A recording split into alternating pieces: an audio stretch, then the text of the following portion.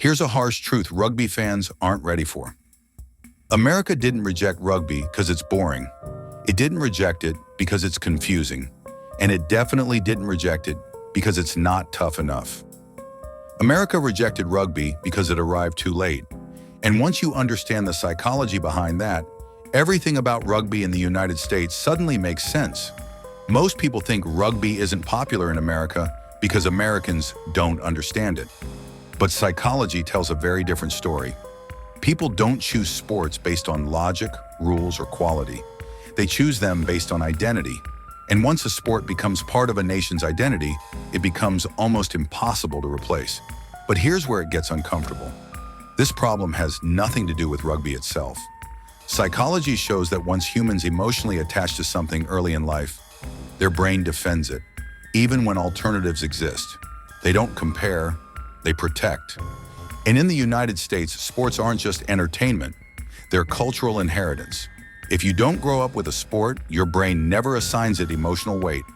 And this explains why rugby never had a real opening. Rugby's closest relative is American football. Same physical confrontation, same territorial struggle, same idea of dominance. But football didn't just evolve differently. It evolved inside American psychology. It added structure, clear pauses, defined moments, and most importantly, rituals. School rivalries, weekend traditions, family loyalty. By the time rugby appeared in the American sports conversation, football wasn't just popular, it was identity. And psychology is ruthless about this. Your brain doesn't replace identity, it defends it. If you think rugby just needs more exposure, this is where that belief breaks down. In most rugby countries, clubs develop players and fans. In America, schools do. Sports succeed here because they attach themselves to adolescence, the exact moment identity forms.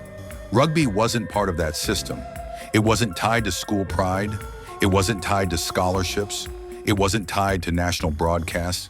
Psychology calls this missed imprinting. If a sport doesn't bond with you early, it struggles to matter later. And this is the part rugby fans rarely want to hear. Rugby isn't unpopular in America because it's worse. It's unpopular because it's unfamiliar. Psychology doesn't reward better products. It rewards emotional attachment. If rugby ever becomes popular in the United States, it won't be because Americans finally understand the rules. It will be because rugby stops competing with existing identities and starts building its own. Different stories, different values, different entry points. Rugby didn't fail in America. It arrived in a country that had already chosen its sports. This is Rugby Explained.